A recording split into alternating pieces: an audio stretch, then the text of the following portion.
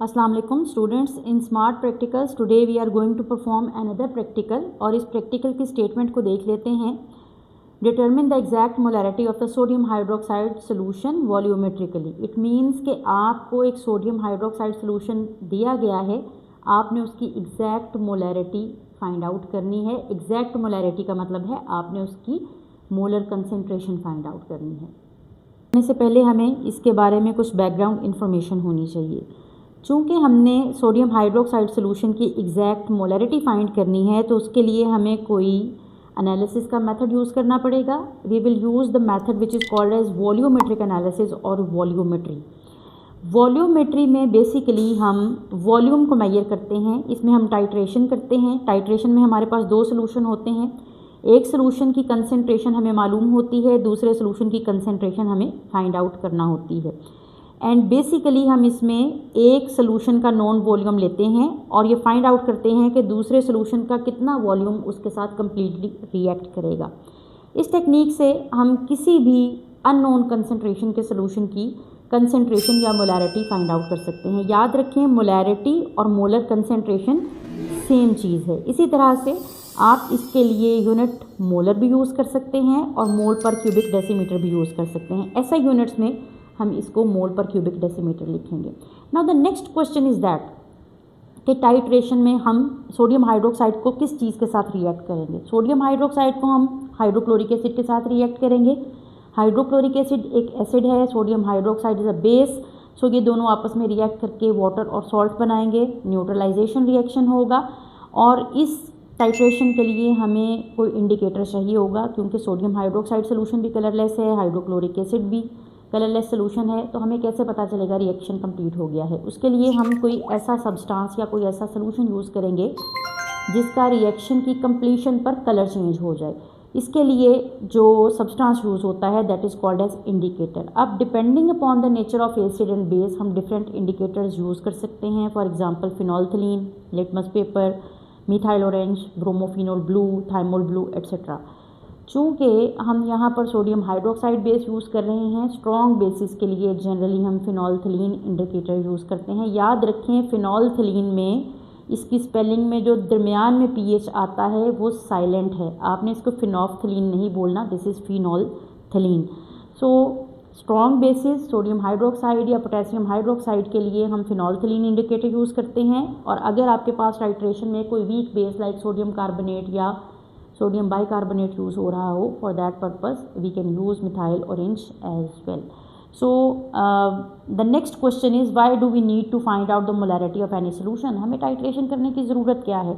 तो उसके लिए हम इंडस्ट्री में, लैब में, बहुत सारी प्रेपरेशंस में, इवन बहुत सारी हाउस होल्ड प्रोडक्ट्स में कुछ सोल्यूशंस यूज़ होते हैं इनकी मैन्युफैक्चर में।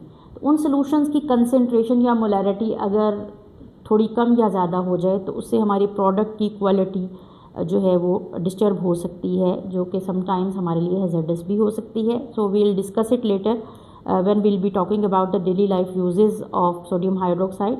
सो let's move towards the experiment formally. इस एक्सपेरिमेंट का प्रिंसिपल क्या होगा? प्रिंसिपल ये होगा कि we'll react an acid with a base to form salt and water and this reaction will help us to find out the molarity of the solution of unknown concentration that is sodium hydroxide. इस experiment के लिए हमें जो apparatus चाहिए उसमें conical flask, pipette along with pipette filler, we need a dropper, funnel, beaker, burette, a set of clamp with stand। And point को properly observe करने के लिए हमें एक वाइट कलर की टाइल चाहिए होगी। इस वक्त मेरे पास टाइल नहीं है, so we can also use a white paper, it will work good as well. Chemicals में we need 0.1 molar hydrochloric acid solution.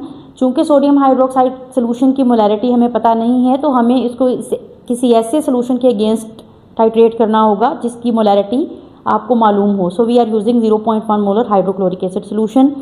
We need the sodium hydroxide solution which is the given solution. Indicator के तौर पे I need phenolphthalein indicator and definitely I need distilled water for washing purpose. Safety materials में हमें gloves और goggles चाहिए होंगे। And remember, जो pipette filler है वो भी एक सेफ्टी मटेरियल है। प्रैक्टिकल स्टार्ट करने से पहले आपको सबसे पहले ये मालूम होना चाहिए कि ड्यूरिंग प्रैक्टिकल आपने किन किन सेफ्टी मेजर्स का ख्याल रखना है। So first of all remember, whenever you are working in chemistry laboratory you must be wearing a lab coat. इसके अलावा आपने ग्लव्स ज़रूर पहनने हैं और आपने गॉगल्स भी पहनने हैं। अगर आपके पास इतने अच्छे गॉगल्स नहीं हैं तो आप कोई से भी ग्लासेस यूज़ कर सकते हैं। Just try to protect your eyes. इसी तरह से जब आप प्रैक्टिकल परफॉर्म करते हैं तो सबसे पहले आप ग्लास वेयर को इंस्पेक्ट करें। आपका ग्लास वेयर कहीं से भी क्रैक्ड या टूटा हुआ नहीं होना चाहिए। अगर आपका ग्लास वेयर टूटा हुआ है, उसमें कोई क्रैक है, तो आप उसको रिप्लेस करवा लें। Don't use cracked glassware, इससे आपको कोई इंजरी हो सकती है टूटने की वजह से। So I have inspected all the glassware, इसमें कोई क्रैक नहीं है। इसके अलावा आपने कभी भी पिपेट से मुंह से कोई भी लिक्विड कभी भी फिल नहीं करना। You will always use a pipette filler. कभी भी मुंह से आप पिपेट नहीं करेंगे कोई भी chemical, you will use a pipette filler. This is for your safety. इसके अलावा if I talk about your hydrochloric acid, आपको पता होगा हाइड्रोक्लोरिक एसिड और सोडियम हाइड्रोक्साइड दोनों क्रोसिव हैं। सो आप अपने कपड़ों को, अपनी स्किन को इससे बचाएंगे। खुदा न खास्ता कोई केमिकल गिर जाए, कोई स्पिलेज हो जाए, कोई अपरेटस ब्रेक हो जाए, तो आपने पैनिक करने के बजाय सबसे पहले अपनी लैब इंस्ट्रक्टर को इन्फॉर्म करना है और अकॉर्डिंग टू देयर एडवाइस आप उस स्पिलेज को रिमूव करेंगे। और चाहे आपने ग्लव्स पहने हुए हैं, नहीं पहने हुए, पहनना हाईली रिकमेंडेड है। आफ्टर परफॉर्मिंग योर एक्सपेरिमेंट आप हमेशा हाथ को साबुन और पानी से वॉश करेंगे।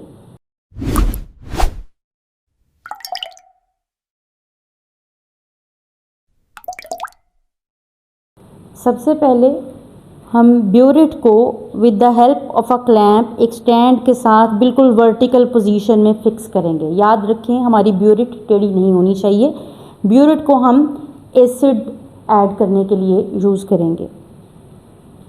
सबसे पहले हम इस ब्यूरेट को एक बार डिस्टिल्ड वाटर से वॉश करेंगे। वॉशिंग के लिए मैं इसके नीचे एक खाली बीकर रख रही हूँ और इसके ऊपर फनल इंसर्ट कर रही हूँ।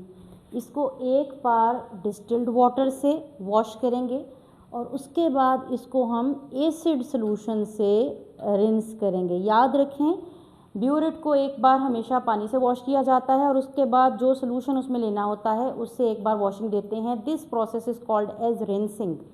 सो ये आप देख सकते हैं कि पानी से इसकी वॉशिंग हो रही है।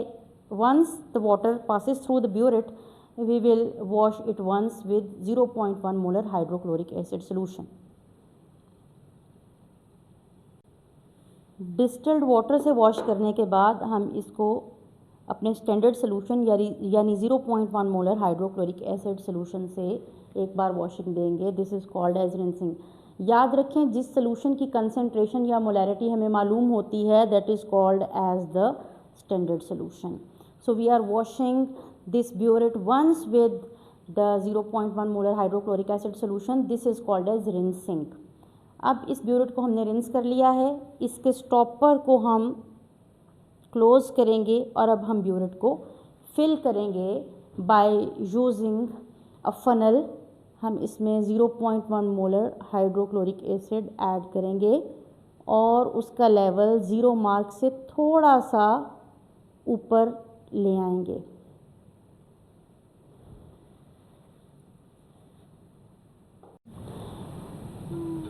ब्यूरेट को फिल करने के बाद फ़नल रिमूव कर देंगे। याद रखें अगर आप फ़नल रिमूव करना भूल गए तो आपकी रीडिंग में एरर आ जाएगा। ये वो कॉमन मिस्टेक है जो नॉर्मली स्टूडेंट ड्यूरिंग टाइट्रेशन करते हैं। याद रखें ब्यूरेट को फिल करने के बाद आपको फ़नल रिमूव करनी है। अब आप देख सकते हैं कि हमारे एसिड का लेवल 0 से थोड़ा सा ऊपर है। So what we will do, हम ब्यूरेट की नोज़ल को ओपन करेंगे और ऊपर से एसिड को रिमूव करेंगे। इसमें आपने दो चीज़ों का ख्याल रखना है। एक तो जब आप लेवल सेट कर रहे हो एसिड का तो आपने लोअर मेनिस्कस रीड करना है। सेकेंडली अगर आपको मेनिस्कस नज़र नहीं आ रहा तो आप इसके पीछे कोई वाइट पैरालेक्स कार्ड या वाइट पेपर रख लें। सेकेंडली आपने हमेशा मेनिस्कस आई लेवल पर रीड करना है, कभी भी ऊपर से या नीचे से नहीं देखना। आपकी आंख बिल्कुल ज़ीरो लेवल के पैरेलल होनी चाहिए। एंड आई रिपीट, आपकी ब्यूरेट बिल्कुल इरेक्ट होनी चाहिए। It should be vertical. So this is now the lower meniscus. आप देख सकते हैं ये ज़ीरो पे है। और उसके अलावा आप ये भी देखें कि जो हमारी ब्यूरेट है इसकी नोज़ल में कोई एयर बबल्स नहीं है। अगर नोज़ल में कोई एयर बबल्स होंगे इससे भी आपकी रीडिंग में एरर आ जाएगा। Now our burette is ready for titration. Let's move towards the conical flask. अब हम चलेंगे कोनिकल फ्लास्क की तरफ। तो कोनिकल फ्लास्क में हमें सोडियम हाइड्रोक्साइड सोल्यूशन लेना होगा with the help of a pipette. सबसे पहले हम कोनिकल फ्लास्क को डिस्टिल्ड वाटर से रिंस करेंगे। याद रखें, ब्यूरेट को आप एक बार पानी से और एक बार एसिड सोल्यूशन से रिंस करते हैं। कोनिकल फ्लास्क को हम सिर्फ पानी से रिंस करेंगे और इस पानी को हम एक बीकर में डाल देंगे। This beaker we will use for dumping the waste solutions. Conical flask is ready. Now let's move towards pipette. Pipette को यूज़ करने से पहले एक बार डिस्टिल्ड वाटर से वॉश करेंगे और एक बार सोडियम हाइड्रोक्साइड सोल्यूशन से रिंस करेंगे ताकि हमारी रीडिंग में कोई भी एरर ना आए और हमारी मोलैरिटी एग्जैक्टली फाइंड आउट हो। So I have taken this pipette. एक बार इसको डिस्टिल्ड वाटर से वॉश करूँगी। I have taken water. इसको हम वेस्ट बीकर में डाल देंगे and once we have washed it with water we will rinse it with sodium hydroxide solution. So sodium hydroxide solution से इसको एक बार रिंस करेंगे और जिस सोडियम हाइड्रोक्साइड से इसको रिंस करेंगे उसको वापस इस बीकर में नहीं डालेंगे। Rather will add it to the beaker that we have taken for dumping the waste material. Now our pipette is ready for pipetting the sodium hydroxide solution for the determination of molarity. अब हम sodium hydroxide solution को pipette करेंगे। याद रखें, आप कभी भी measuring cylinder या बीकर से सोडियम हाइड्रोक्साइड को मेजर नहीं करेंगे क्योंकि पिपेट की calibration it is better than your measuring cylinder and beaker. So we will take 10 cubic centimeter of our sodium hydroxide. We'll read the lower meniscus because sodium hydroxide solution is colorless. याद रखिए, colourless solutions के लिए हम हमेशा lower meniscus read करते हैं, coloured के लिए हमेशा अपर मेनिस्कस रीड करते हैं। So you can see the lower meniscus is just up to the mark. So this is 10 cubic centimeter sodium hydroxide solution and we will transfer this solution to the conical flask. याद रखें, आपके pipette को conical flask की walls के साथ touch नहीं करना चाहिए। So once we transfer this solution to the conical flask I will remove the pipette. अच्छा, आप एक चीज़ देख रहे होंगे कि ये पिपेट के बिल्कुल टिप पर एक आपको ड्रॉप नज़र आ रहा होगा आपके सोल्यूशन का। इसको आपने ब्लो करके उसके अंदर डालने की कोशिश नहीं करनी because this is the part of the calibration of our pipette. Now we will add 2 to 3 drops of phenolphthalein indicator into the conical flask. Phenolphthalein basic medium में पिंक कलर जबकि एसिडिक मीडियम में colourless होता है। So you can see after adding the phenolphthalein indicator ये हमारा solution conical flask का pink हो गया है। Now our conical flask is ready for titration. Now you can see this conical flask, this solution is ready for titration. हम colour change को clearly observe करने के लिए एक वाइट टाइल या वाइट पेपर फ्लास्क के नीचे रख देंगे और इस तरह से इसको यहाँ पर सेट करेंगे। अब हम प्यूरिट के स्टॉपर को खोलेंगे, ड्रॉप वाइज एसिड ऐड करेंगे और कोनिकल फ्लास्क को इस तरह से स्वर्ल करेंगे। इस तरह से गोलाई की मूवमेंट को स्वर्लिंग कहते हैं। Students, most of you people will be thinking कि हम यहाँ पर ब्यूरेट क्यों नहीं यूज़ कर सकते कोनिकल फ्लास्क की जगह। वो इसलिए यूज़ नहीं कर सकते कि ब्यूरेट में स्प्लैशिंग, छींटे पड़ने का ख़तरा है। कोनिकल फ्लास्क चूँकि ऊपर से नैरो नेक्ड है इस वजह से कोई प्रॉब्लम नहीं होगा। So we will add acid until ये कलर बिल्कुल लाइट पिंक हो जाए, that will be near to colourless. So we will add drop by drop hydrochloric acid and we will swirl this flask. Time के साथ ये colour light हो रहा है, सो अब मैं एक एक ड्रॉप करके एसिड ऐड कर रही हूँ ताकि हमारा एंड पॉइंट मिस ना हो जाए। रिमेंबर, हमें इसको पानी की तरह कलरलेस नहीं करना है, बल्कि पिंक का बिल्कुल लाइटेस्ट शेड जब रह जाएगा that will be our end point. So let's wait for that end point. Acid डालते हुए आपने इस चीज़ का ख्याल रखना है कि वो कोनिकल फ्लास्क की वॉल्स को टच ना करे। So we are waiting for the end point. I think it will take only one drop. So let's add that one drop. You can see very light pink color is there. सिर्फ एक drop इसमें और डालेंगे। अगर एक drop डालने पर colourless हो जाता है तो this is my and point. याद रखें, हमें इसको पानी की तरह कलरलेस नहीं करना है। We'll add just one drop more and here we go. Be very careful while adding the acid. So students, you can see we have got the light pink shade. This is our end point. You can see this is our end point. So now as we have achieved our end point, let's look at the reading. Reading देखेंगे, lower meniscus को read करेंगे and interestingly this is the 10 cubic centimetre. So this is our final reading. हमारी initial reading 0 थी, उसे हम table में note कर लेंगे। Final reading it is 10। We will note its down in the table and we will move towards the next experiment. अब हम conical flask के कंटेंट्स को, आप इसका कलर प्लीज़ दोबारा देखिएगा, इसमें बिल्कुल लाइट पिंक शेड है अभी, ये बिल्कुल पानी की तरह कलरलेस नहीं है। इन कंटेंट्स को हम अपने वेस्ट मटेरियल बीकर में डाल देंगे। अब इस कोनिकल फ्लास्क को दोबारा से वॉश करने की ज़रूरत नहीं है क्योंकि इसमें बिल्कुल न्यूट्रल सोल्यूशन था। अब हम नए सिरे से इसमें 10 cubic centimetre sodium hydroxide solution pipette करेंगे, उसमें इंडिकेटर डालेंगे और उसके बाद उसको दोबारा से टाइट्रेट करेंगे। याद रखें, नेक्स्ट एक्सपेरिमेंट के लिए आपको ब्यूरेट की रीडिंग वापस 0 पे सेट करने की ज़रूरत नहीं है। The final reading of first experiment it will serve as the initial reading of the second experiment. इस तरह से हम 3 रीडिंग्स लेंगे और हमें कॉन्कॉर्डेंट रीडिंग्स लेनी है। कॉन्कॉर्डेंट रीडिंग वो रीडिंग होती हैं जिनमें मैक्सिमम 0.1 क्यूबिक सेंटीमीटर का डिफरेंस होता है। याद रखें, आपकी रीडिंग्स में जितना कम डिफरेंस होगा आपकी एक्सपेरिमेंट की प्रिसीजन उतनी ज़्यादा होगी।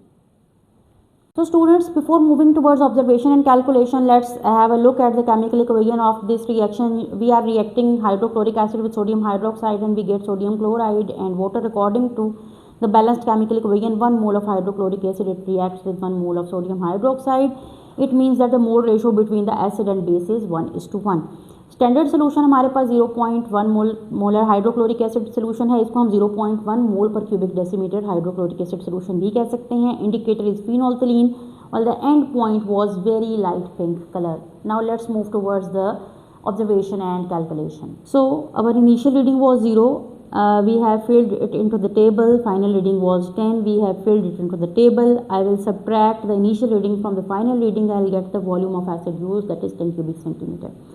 इसी तरह से एक्सपेरिमेंट को हम 2 बार और रिपीट करेंगे। हमारे पास 2 और वैल्यूज़ आएंगी वॉल्यूम ऑफ एसिड यूज़ की। याद रखें, आपने उन रीडिंग्स को कंसिडर करना है विच विल बी कॉनकॉर्डेंट रीडिंग्स, यानी जिनमें आपका वॉल्यूम जो एसिड का है उसमें 0.1 क्यूबिक सेंटीमीटर का डिफरेंस हो। अगर आपकी कॉनकॉर्डेंट रीडिंग नहीं आ रही, इट मीन्स आपकी वर्किंग में कोई एरर है, आप एक्सपेरिमेंट को रिपीट कीजिए। Now we will use these 3 readings to calculate the mean volume of hydrochloric acid used. So I will add these 3 readings, I will divide it by 3. So 30/3 it will be equal to 10 cubic centimeter.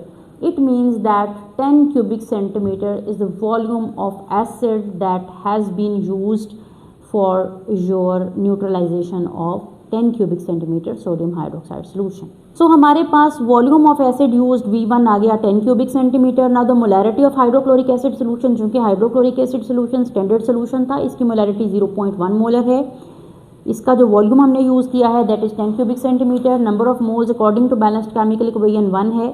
Molarity of base हमें find करनी है। अगर आपको statement याद हो तो हमने sodium hydroxide solution की एग्जैक्ट मोलैरिटी फाइंड करना थी। चूँकि बेस हमने पिपेट से मेजर की थी, पिपेट की कैपेसिटी 10 क्यूबिक सेंटीमीटर थी, so V2 is also 10 cubic centimetre and the number of moles of sodium hydroxide according to balanced chemical equation are also 1. Now we will use this equation for calculating the molarity of base, that is M1 V1 over N1 is equal to M2 V2 over N2. इस equation में हम acid की molarity की value put करेंगे 0.1, volume of acid was 10, number of moles is 1, molarity of base we have to find it, so I will keep writing M2. The volume of base was 10 cubic centimeter, number of moles was 1. So once I calculate the value of M2 by putting these values and calculating, I get the answer 0.1 molar. So the molarity of the given sodium hydroxide solution is 0.1 molar. Students, remember one thing, ये बिल्कुल भी ज़रूरी नहीं है कि आपको जब final exam में कोई सोल्यूशन दिया जाए तो उसमें रीडिंग 10 ही हो। आपका बेस का वॉल्यूम और एसिड का वॉल्यूम वेरी कर सकता है। बेस का वॉल्यूम डिपेंड करेगा आप पिपेट किस वॉल्यूम की यूज़ करते हैं। अगर तो आप 10 क्यूबिक सेंटीमीटर वाली पिपेट ले रहे हैं तो उसमें बेस का वॉल्यूम 10 क्यूबिक सेंटीमीटर होगा। अगर 25 क्यूबिक सेंटीमीटर वाली पिपेट ले रहे हैं तो बेस का वॉल्यूम 25 क्यूबिक सेंटीमीटर होगा। और एसिड का वॉल्यूम हमेशा डिपेंड करता है ब्यूरेट रीडिंग पे, और ये बिल्कुल भी ज़रूरी नहीं है कि वो रीडिंग 10 हो। इट में बी 9, इट में बी 8, इट में बी 15 और 20 व्हाटसोएवर, डिपेंडिंग कि आपको सोल्यूशन किस मोलैरिटी के दिए गए हैं। तो हम ये प्रैक्टिकल लेबोरेटरी में परफॉर्म क्यों कर रहे हैं, उसकी रीज़न ये है कि सोडियम हाइड्रोक्साइड एक बहुत इंपॉर्टेंट केमिकल है जो कि हमारी डेली लाइफ का एक बहुत इंपॉर्टेंट पार्ट है। सोडियम हाइड्रोक्साइड को कॉमन लैंग्वेज में लई या कॉस्टिक सोडा भी कहा जाता है। आप में बहुत सारे स्टूडेंट्स ने ये नाम सुन रखा होगा। सो हमारे घरों में जितने भी ड्रेन क्लीनर्स या ओवन क्लीनर्स आते हैं मैक्सिमम उनमें से सोडियम हाइड्रोक्साइड कॉन्स्टिट्यूट करते हैं। इसी तरह से ये फूड प्रोसेसिंग में यूज़ होता है। इसके अलावा सोप इंडस्ट्री, सोप की मैन्युफैक्चरिंग के लिए sodium hydroxide is the main reactant. Detergents और शैम्पूज़ की प्रेपरेशन के लिए हमें सोडियम हाइड्रोक्साइड सोल्यूशन की ज़रूरत होती है। सिमिलरली हमारी टेक्सटाइल इंडस्ट्री में और पेपर इंडस्ट्री में कॉटन को प्रोसेस करने के लिए सोडियम हाइड्रोक्साइड सोल्यूशन यूज़ होता है। इसके अलावा पानी में से हैवी मेटल्स को रिमूव करने के लिए वाटर ट्रीटमेंट प्लांट्स में सोडियम हाइड्रोक्साइड सोल्यूशन यूज़ होता है। और इसी तरह से कुछ बड़ी इंपॉर्टेंट ड्रग्स हैं जिस तरह से एस्पिरिन है और इसके अलावा कुछ पेन किलर्स हैं, उनकी सिंथेसिस में सोडियम हाइड्रोक्साइड सोल्यूशन की ज़रूरत होती है। सो अगर ड्यूरिंग इंडस्ट्रियल यूज़ या ड्यूरिंग मैन्युफैक्चरिंग जो सोडियम हाइड्रोक्साइड सोल्यूशन प्रिपेयर किया जाता है उसकी मोलैरिटी या उसकी कंसंट्रेशन को मेंटेन नहीं किया जाता तो डेफिनेटली उससे हमारी मैन्युफैक्चरिंग भी ख़राब हो सकती है और उससे हमारी जो प्रोडक्ट है उसकी क्वालिटी पे भी फ़र्क आ सकता है। फॉर एग्ज़ाम्पल अगर साबुन में सोडियम हाइड्रोक्साइड की अमाउंट ज़्यादा हो जाए तो वो आपके हाथों को करोड कर देगा। So for this purpose industry में या मैन्युफैक्चरिंग प्लांट्स में जहाँ भी सोडियम हाइड्रोक्साइड सोल्यूशन यूज़ होता है, before using that for any reaction और एनी प्रोसेस उसकी मोलैरिटी को चेक किया जाता है और उसको इसी तरीके से चेक किया जाता है जिस तरह से हमने प्रैक्टिकल परफॉर्म किया है। So let's conclude our experiment. The net result is that जो हमारे पास गिवन सोडियम हाइड्रोक्साइड सोल्यूशन था उसकी एग्जैक्ट मोलैरिटी 0.1 मोलर थी, या हम इसको ये भी कह सकते हैं that the molar concentration of the sodium hydroxide solution which was provided to us that was 0.1 mole per cubic decimetre.